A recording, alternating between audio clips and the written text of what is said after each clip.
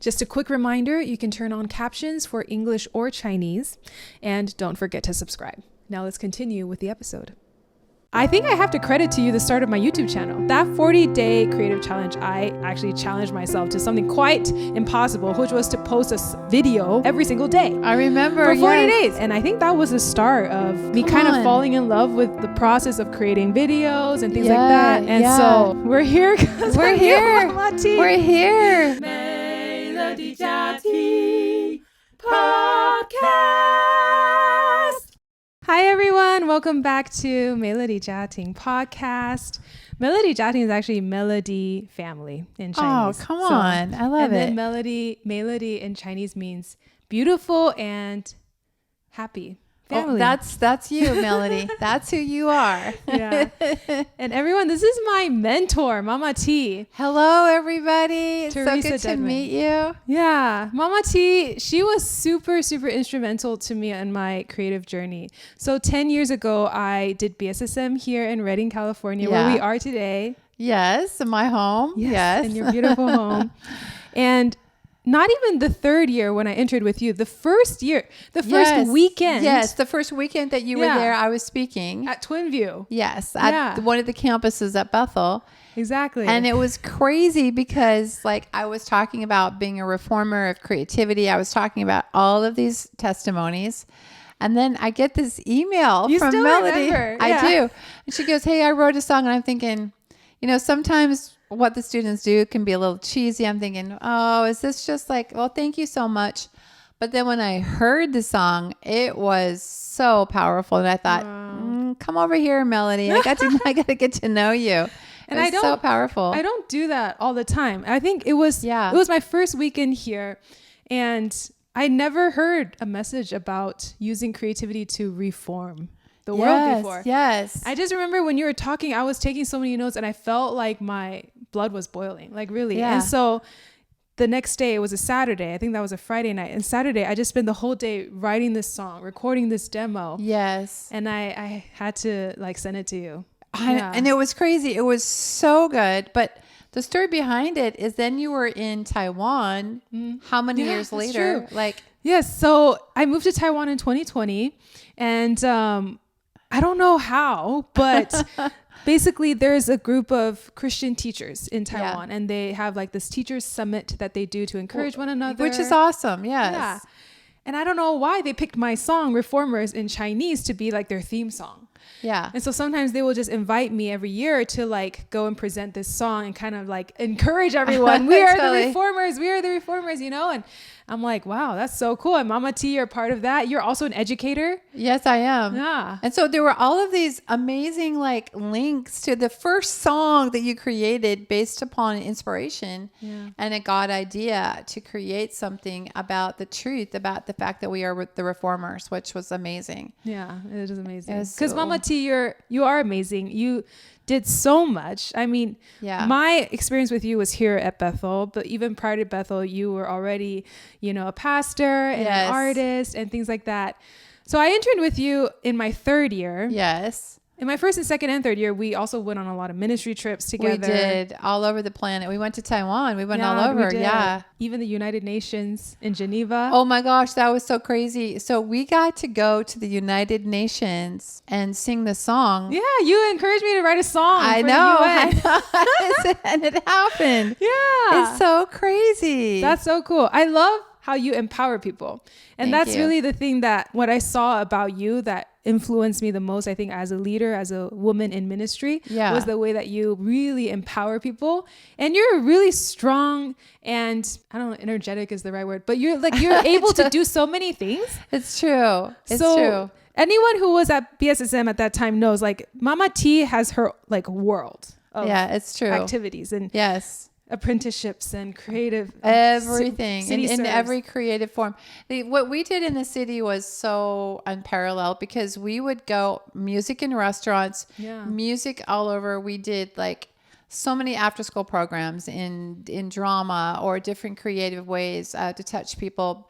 We had art in every coffee shop in Redding. Yeah. We did events for them as well with Faces of Redding. So there were so many places where the students could not only like understand who God is in a church setting or with an apprenticeship setting, but then they got to be activated to go out in the marketplace and then see that they can supernaturally create and change people's lives. And the testimonies were just over the top amazing.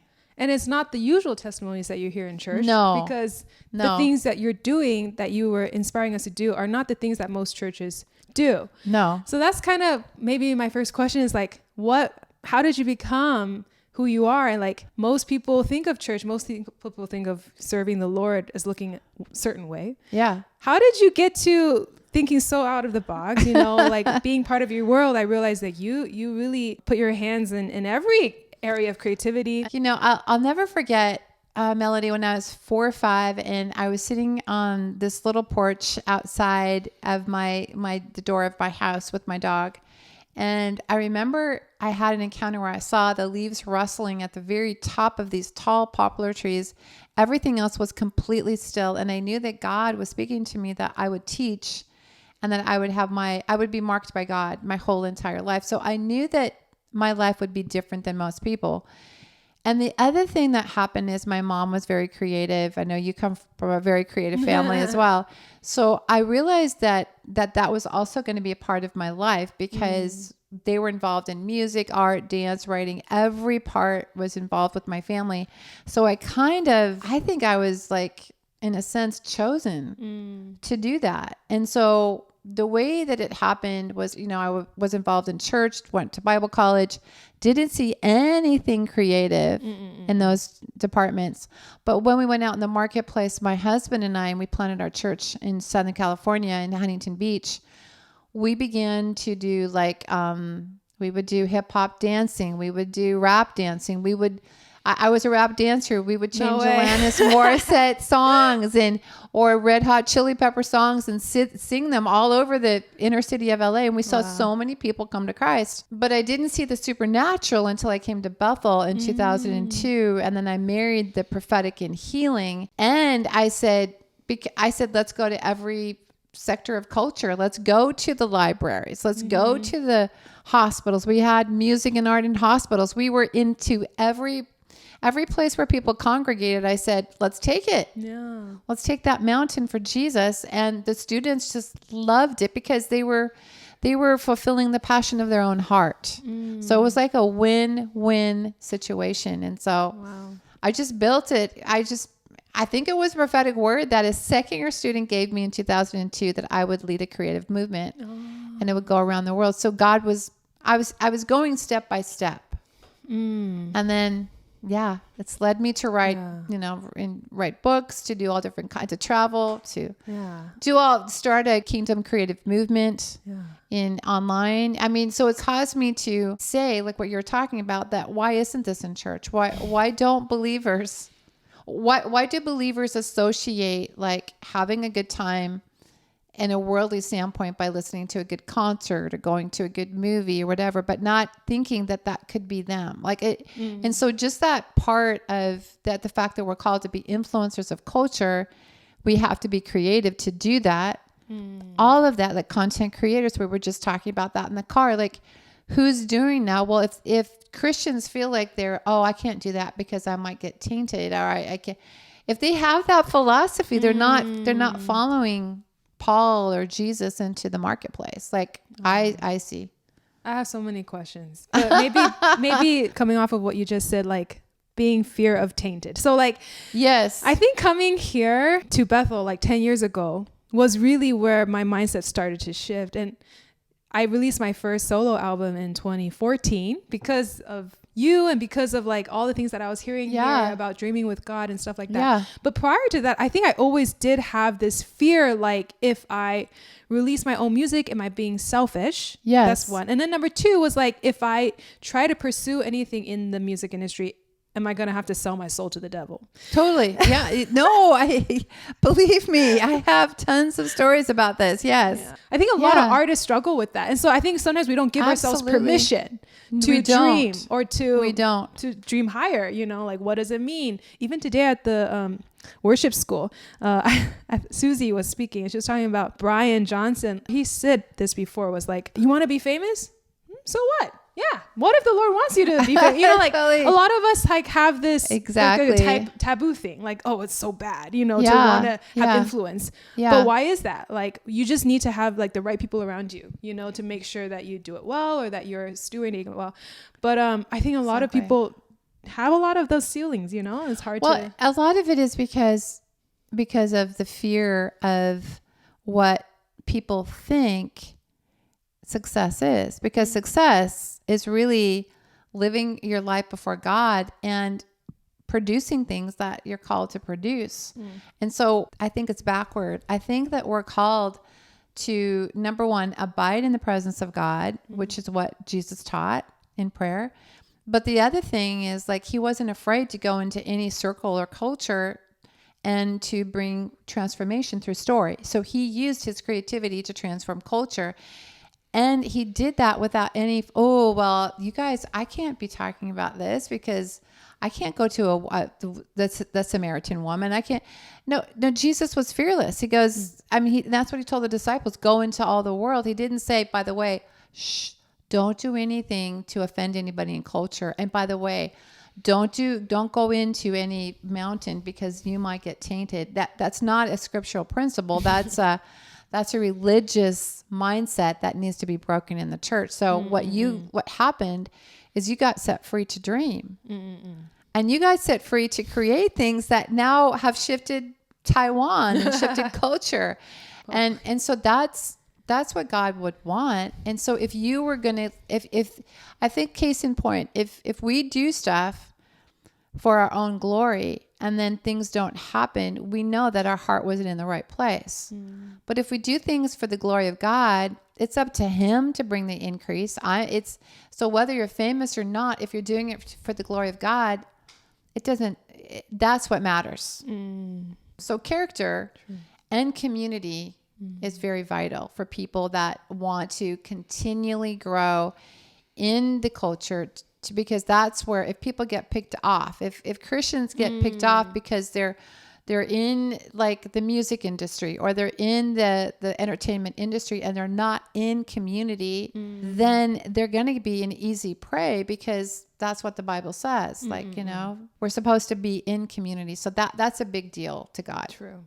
But yeah. So maybe if we had more Christians in the industry. Yes, come on, let's just call it out. Have more community. Yes, exactly. Yeah. I mean, you talked about, like, since you were young, you felt like you were chosen or marked by God. Yes, definitely. Do you feel like that prepped you to kind of live a life that, doesn't fit in the box? But what sort of challenges do you think came with that? Because I just imagine, like, and you also mentioned religious people. Yeah. Because I feel like in the church, sometimes people expect you to do things a certain way, or even being a woman in ministry. Absolutely. Like, what sort of challenges did you face? Like, tons. Because you don't really fit in the box, Mama T. I can't fit in the box. I just can't. I love this conversation.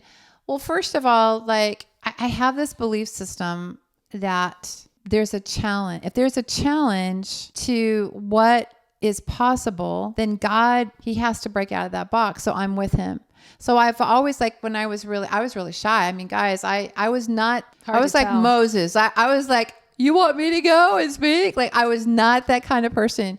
So for me, I had to overcome a lot of different belief systems that I had about becoming a writer, artist, all this kind of stuff.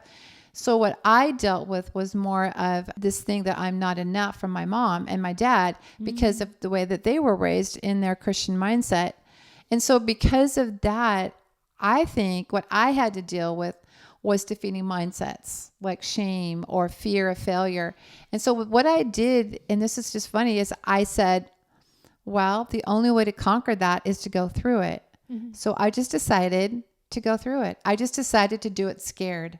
I just decided to go, and I feel like the other thing that changed for me, and this is, I hope you guys hear this, is the fact that I had to see the people that needed this message, that if I did not face my fear, would never know what I know. Because I love Bill Johnson. I love Chris Valentin. I love what I was learning and being on staff at Bethel and everything. But I knew that they would never carry this baton. And I knew that Jen and Brian would never carry that because they have a heart for music, but they don't necessarily have a heart for the theatrical or the different types of expressions of creativity. And so I knew that I had to face my fears and I had to just do it. So for me, it's more of a great experiment. I call it the great experiment. Like, what would happen if we went into hospitals? What would happen if we went into these places? And then when I saw the success, God was saying, hey, you knocked on that door. I opened it because I want the whole body of Christ to understand who they are. That's why your podcast, what I'm doing in podcasts, what we're doing is we're creating a story, a narrative that Christians are not boring, that they can have great creative ideas to transform the world. And they should be challenging what is being said that's contrary to what the Lord does. I mean, God was not scared to speak up. Jesus was right there in the midst of stuff, telling stories and awakening people and sometimes offending the Pharisees and Sadducees because love is greater than a religious mindset that's tainted by them trying to get approval from the people. So I did that and I'm glad I did. And also I walked into a lot of male-dominated churches, and because I was speaking on creativity, I got in there, and man, they saw people get healed and set free, as you know, and there was mind shifts happening for women because women need to feel comfortable and confident that God's called them. And it's just interesting. It's because our culture has not celebrated women in the church many times, that their gifts get unnoticed and they get unrecognized, and therefore they move into more of another place to find their identity, which shouldn't be. So hopefully I've been changing that too. Oh, definitely. Such a good role model. Very inspiring superwoman in the spirit. And not just you, but your whole family as well. Yes, that's right. Like Kevin. If you've ever heard of like treasure hunts. That's right. That was my husband. Or fire starters. Yeah. That was Kevin. Yeah. So you guys are like, when I think of a power couple, like you guys are immediately the couple that I think of. And it inspires me because sometimes I worry, well, this is a kind of a personal comment, but sometimes I worry that I'm too intimidating for guys. I know that. You know what? I just have to say, like, a woman that is herself is the most attractive woman. And the fact that you are strong, the right guy is going to be attracted to who you are. It's not going to, you don't have to become dim. You have to become who you are. So if that's anybody else who's out there who's single, please know that is just the truth. This is the truth. Thank you, Mama T. Yeah. Yeah. You were talking about how like you were just obedient to the Lord's calling. I'm also curious, like as a leader, then how do you impart that fearlessness or like that help younger people to also step into that, because you raised up a lot of people. I was one of your interns. Yeah. You know, how do you encourage people who, one, probably are just scared, and two, who probably don't think they're that creative? Like, how do you encourage the people to like rise up in that way? That is a great question. Oh. So the question, and this is funny, but you guys, it's just so true. So I know that a lot of you who have faced a fear in your life, like whether it was riding your bike or whatever, sometimes you had to do it and you were afraid at first, but then you caught on. But unless somebody would have said, oh, come on, I'll help you. Come on, get on the bike. Come on.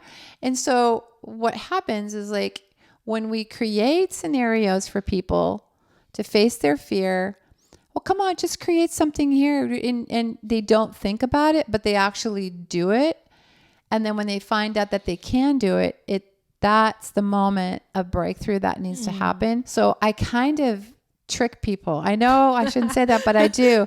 I trick people. I go, oh, come, just try this out. You know, just try this out. Do this, do that. And then when they do it, then they see the breakthrough that they've needed. And then they go, well, I love poetry. Or like Tanasha LeRae, like she was with me on staff here at Bethel in the creative art department. And she was an actress, and she'd come here to hide because of what you're saying. She went to Bethel because she goes, oh, I'm going to lay aside all of my entertainment, my dramatic presentations.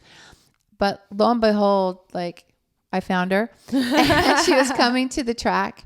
my kingdom creativity track. And then what was crazy is I said, well, why don't you just spontaneously do a spoken word over this person? And she's going, oh my gosh, it takes me like 20 hours to do a spoken word. How can I?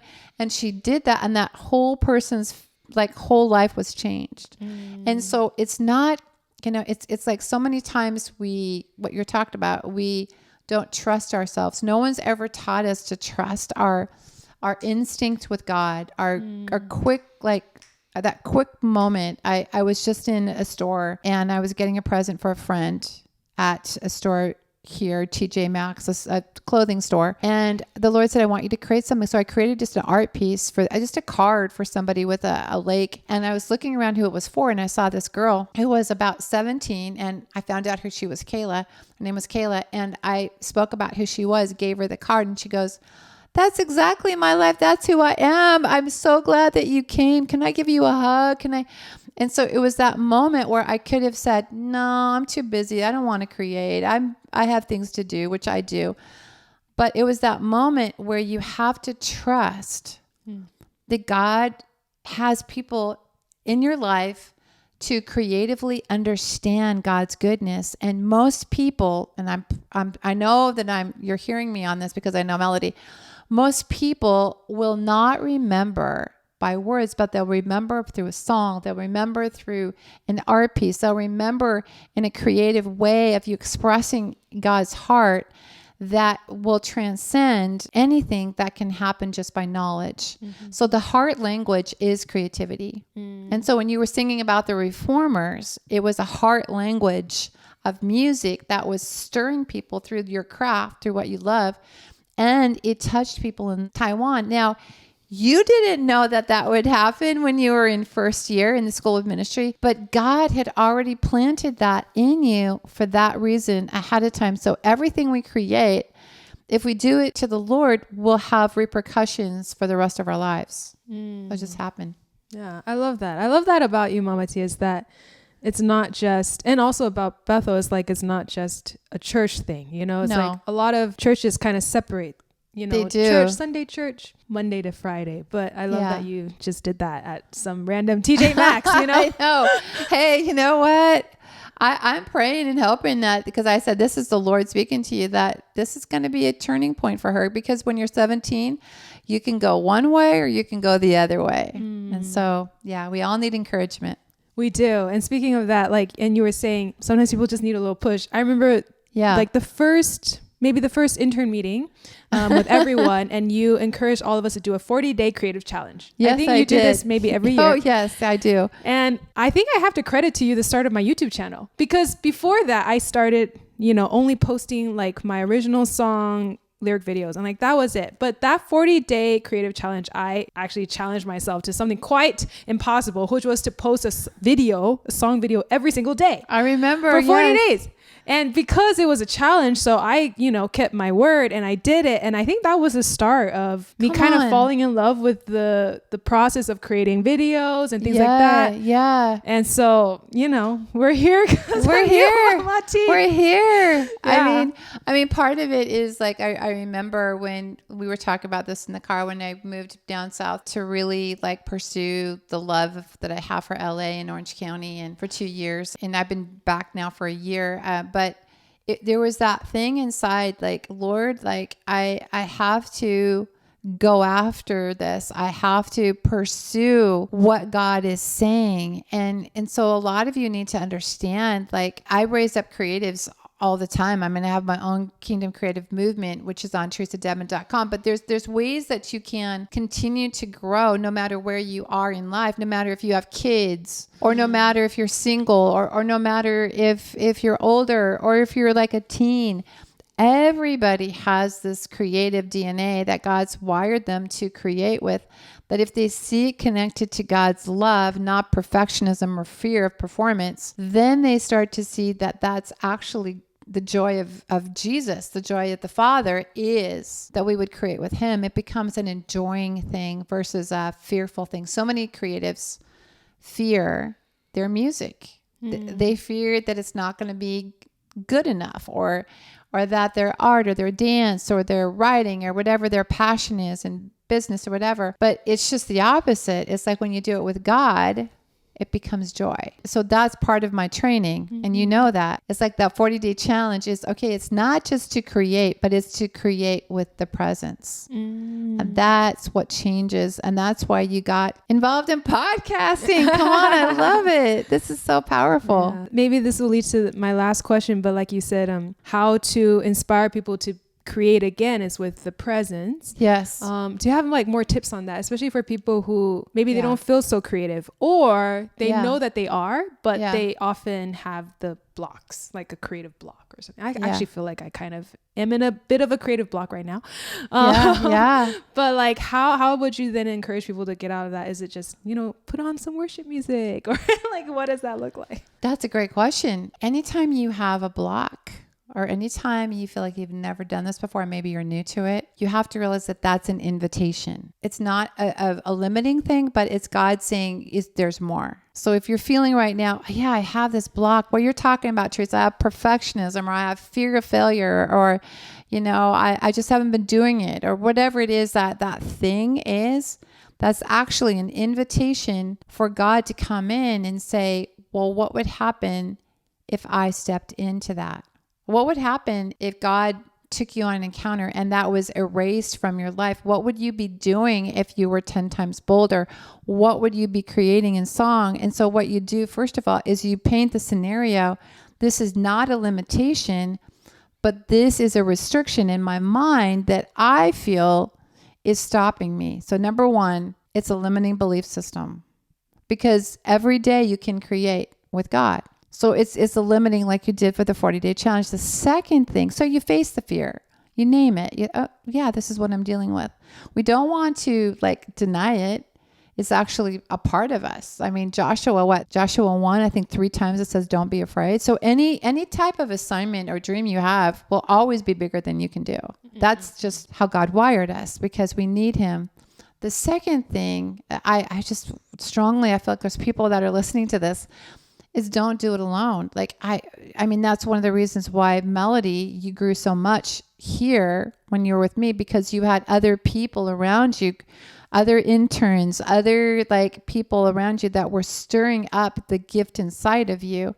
And so community is huge. The third thing to do is to start that process of just inviting Jesus in to that space, whether that's turning on worship music and then creating, or and just starting to ask God to stir it up. And the other thing I do, and this is just me, but I ask God to interrupt me that day. So if I'm having a mental block or things happening, interrupt me. And it could be a song that I hear on my playlist. It could be my walk where I see this beautiful scene. It could be whatever, but I'm asking God to step in because I do have a block. Mm-hmm. And then the other thing, lastly, is I feed on testimonies. Melody knows this. So I look on, okay, well, how have other people faced challenges? How have people in the Bible faced challenges? And I look at that and I go, oh, okay. Well, if they had to go through it and they're on the other side, then I can. So I don't look at it from just me, but I'm in a family, the body of Christ.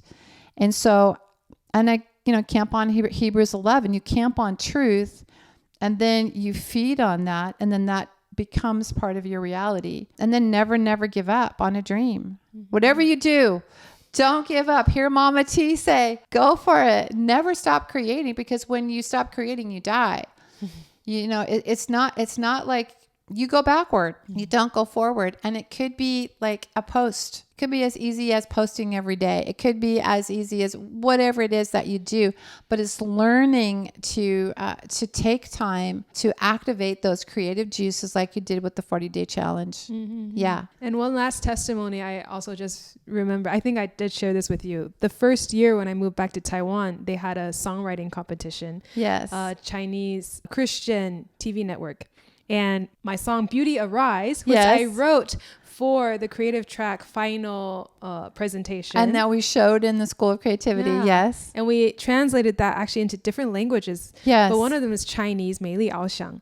and that won 金曲奖 like in the songwriting competition. And I wrote that song in Mama T's track. I thought it. Yes, you did. Yeah. Yes, you did. So wow. Thank you, Mama T, for being like a mentor in my life. I think about you a lot, you know, like even though it's been 8 years and you're doing your thing and I've been doing my thing. I know, it's crazy. But I still also remember like after I had graduated and I came back and I think, or maybe it was during our last intern meeting, and you gave me like a prophetic word and it was so encouraging. I mean, I don't know, maybe it'll be like spiritual Grammy one day, but you did say like. I did. I remember that. Yes. Yeah. And I'm just like, and I also prophesied about musical, and you did your musical as well. Yeah. Because I wrote a musical actually when I was your intern. I know. For Christmas. I remember that. Yes. Yeah. That's right. So actually, much. It was like a Christmas for the homeless, right? Yes, it was. And I wrote one song that was called The Greatest Gift. And then when I went to Taiwan, I ended up writing a full Christmas musical.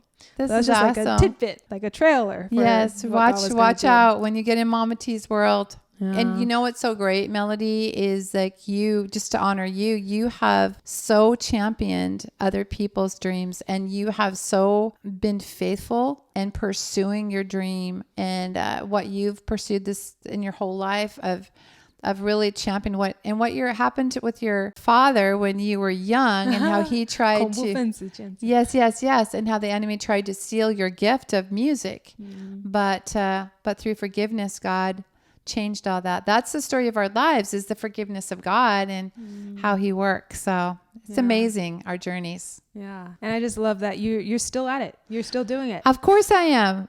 What else am I going to do? I mean, come on. This is what I love. Yes. Yeah. So if people want to follow you, they could go to teresadedman.com. Yeah. And if they want to get involved in my community, the membership is amazing. You get access to all my courses. Kevin and I are with you every week talking about how to create and steward revival and creativity. You get access to all of my community of support, monthly support with art, music, dance, writing, but so much more. We have healing rooms. We have prophetic lives. We have so many things that we do. So check it out on teresadedman.com. Yay. Thank you, Mama T. You're welcome. I love you. Love you. Bye.